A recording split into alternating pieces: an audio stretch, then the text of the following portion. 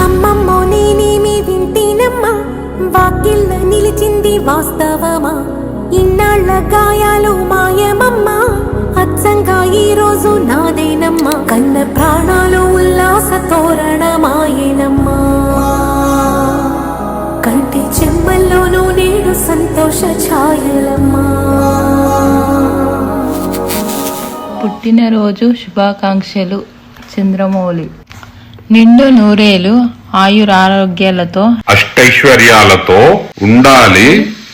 మా ఆశీస్సులు ఎప్పుడు మీతోనే ఉంటాయి.